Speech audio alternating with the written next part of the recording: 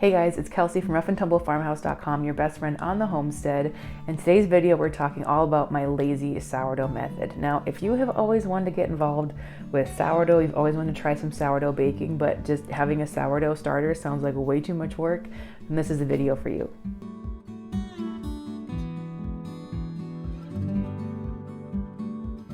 So this video is made assuming you have a starter that is up and running, or you kind of already know how to start a starter.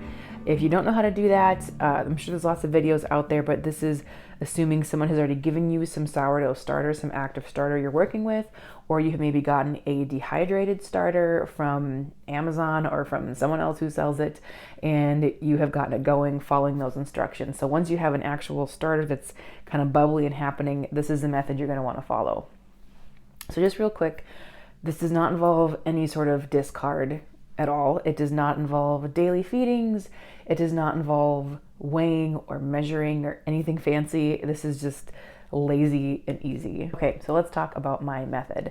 Now, one thing with this is it still takes time. That's the thing about sourdough. It's a long ferment. That's part of why it makes sourdough more easily digestible for people. That's just part of the process. So even though this is easy to do, it still takes time. Not a lot of time on your part actively doing this stuff, but just time waiting. So let's just kind of go through sort of a general recipe plan, or how I'm going to use this leading up to making a recipe. So let's say I want to bake some bread tomorrow. Today's Monday night. So what I'm going to do is I'm going to take my starter.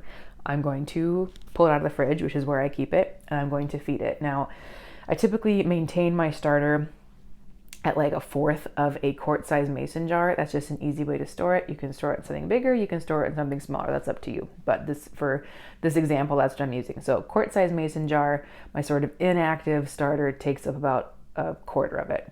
I take it out, and then I'm going to add flour and water until it is about halfway full. Now here's where I am not measuring. I am just adding a little bit.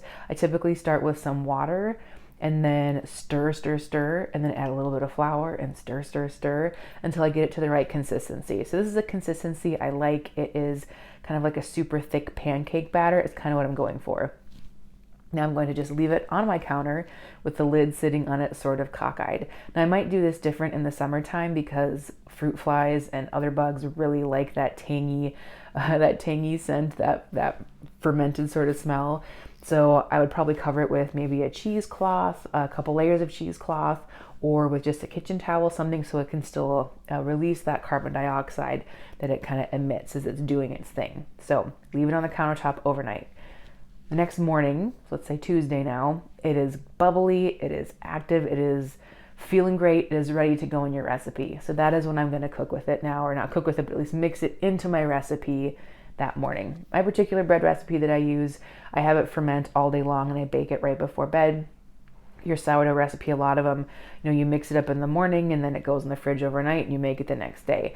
So if that's your situation, then it would technically be a 3-day process. You would feed it on Monday night, mix up your recipe Tuesday, and then maybe bake it on Wednesday. My bread recipe, like I said, it just happens to be I mix it up Monday, or I feed it Monday, mix up the recipe Tuesday morning, bake it late Tuesday night. Just kind of depends on you. But essentially you are feeding it the night before you want it to be active for whatever recipe you're using. Does that make sense? I feel like I'm making this more complicated than it should be. It's supposed to be easy, right? So after you have used your active bubbly starter in whatever recipe you're making, the next thing you're going to do is just feed it a bunch of flour. And that's basically it. So as you can see here, I put in a few really big heaping spoonfuls of flour and I stir it up. So you want it to be thick enough that if you were to kind of stick it over your head like Dairy Queen Blizzard style and hold it over your head, it's not going to fall out. It's going to stay in there. So it should still be a little moist, but it should really be pretty floury. And then I put a cap on it and I stick it in the fridge. And that's it. And then when I go to use it next time, I'll pull it out. The night before, I plan on really using it. Put a little water in there, put a little flour in there, and stir it up. So it's super, super simple. So it will stay in your fridge this way for weeks if you want it to. It'll be perfectly fine.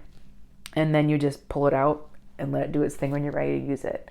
Now you might see some things start to form in there. You might get a little bit of what people call hooch on top. It's kind of either a gray or brownish sort of liquid that forms. That means your starter's pretty hungry. So if you're getting that hooch layer on top, then that means you should have given it a little extra flour before you put it in the fridge to kind of take an extended rest.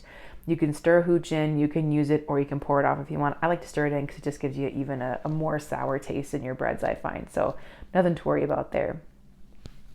Now again, this works for weeks. It can stay in there without being fed. I typically use my starter 2 times a week, maybe, sometimes just 1 time a week. I usually make a couple loaves of bread every week, sometimes some bagels, and that's about it. So maybe some buns. It just depends on the week. I try and kind of do big batches and freeze stuff, so that way I'm not having to bake constantly with my sourdough starter. So if you just want to use it like once a week for pancakes or to make a couple loaves of bread, that's all you got to do. You do not have to feed it every single day. You don't have to discard anything. That's it. Feed it an extra serving of flour, cap it, and put it in your fridge. Now, one thing I would recommend too is if you're just kind of diving into this and it makes you a little bit nervous, is you can dehydrate some of your active starter to keep it as a backup in case something happens. So I will link to a video at the end of here about how you can dehydrate your own starter just as a fail-safe, a backup in case something were to go awry with this method. But this is how I have been feeding and using my starter for years, and it works great. All right, so that is it. Very simple. You don't have to stress about it. Give it a little extra feeding, stick it in the fridge, take it out when you want it. Your sourdough works for you. You do not work for your sourdough. If you have any questions at all, please go ahead and comment below. I am so happy to help. Otherwise, I'll post up here a great video about how you can dehydrate your sourdough, just some other information about sourdough if that's kind of the kick you're on. Also, check out on the blog, I also have a full post all about how you can do this.